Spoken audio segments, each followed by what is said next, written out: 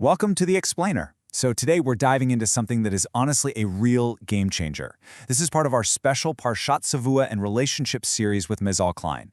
We're going to bridge some timeless wisdom with modern psychology to look at how we basically build our own realities in relationships and how tweaking just one tiny internal mechanism, it can completely transform how we connect with the people around us. So get comfortable and let's just jump right in. Okay, picture this. You send a message to someone you really care about, or maybe you call them, and nothing. Absolutely no reply. You check your phone. 5 minutes go by, then 20, then an hour. Your stomach kind of drops, right? The silence is just literally deafening. I mean, we've all been there, staring at a screen, just agonizingly waiting for a notification that doesn't come. And what happens next? Your brain just instantly kicks into overdrive. It fills that silence with all these automatic thoughts. Oh, he's pulling away. He's not serious. He just doesn't want to answer me. Notice what we do here. We don't just see the silence. We immediately slap this painful negative meaning onto it. We spiral. We go from 0 to absolute rejection in like 3 seconds flat, completely convincing ourselves of the absolute worst-case scenario. But wait, hold on a second. Take a deep breath. What if he was just at a wedding and his phone was on silent? Or what if he was driving or stuck in a really long meeting? Boom, suddenly all that tension just breaks, doesn't it? When we just introduce this one simple alternative perspective, the whole emotional landscape shifts. That huge fear of rejection, it just vanishes and it's replaced by a totally innocent, logical explanation. So here is the absolutely crucial point to take away. The facts, they haven't changed at all. The objective fact is literally just this. A message was sent and a reply hasn't come back yet.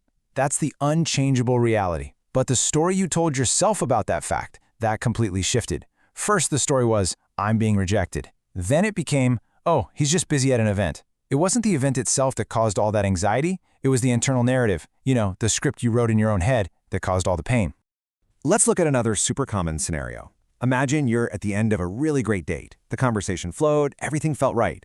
Now, the objective fact is simply that she left pleasantly, smiled, but maybe she wasn't jumping up and down with enthusiasm. She was just kind of matter of fact. But instantly, your interpretation kicks in. Well, she didn't enjoy it. She's not into me. I guess she didn't like me. Notice how the actual fact is completely neutral, but the interpretation is just so heavy, so judgmental, and really self-defeating. But what if we applied our new perspective here? Let's ask some of those what-if questions. What if she just needs time to process her feelings? What if she's just the type of person who doesn't show massive outward excitement, even when she's having a blast? Or what if she actually really enjoyed it, but she's been hurt before and just prefers to take things slow? Honestly, any of these realities are just as valid as that fear of rejection, and yet our automatic reflex is almost always to jump straight to the negative conclusion. Which really brings us to this profound realization. The eye sees, the heart feels, but the interpretation determines the reaction. Look, we can't control the universe, right? We don't have a remote control for other people. We definitely can't dictate what they do, what they say, or how they feel.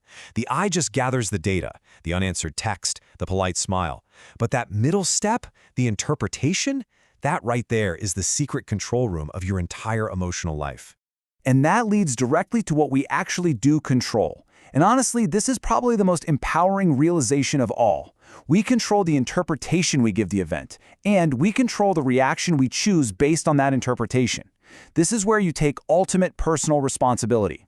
When you realize that you are the author of the meaning you assign to your life, you take your power back from the outside world. You are not at the mercy of an unanswered text. No way. You are entirely in charge of how you interpret it. So, let's look at the real-world stakes of this concept. We're talking about the exact same event here, like that unanswered message or the quiet end to a date. If you interpret it negatively, you get anxiety, anger, and disappointment. You just suffer.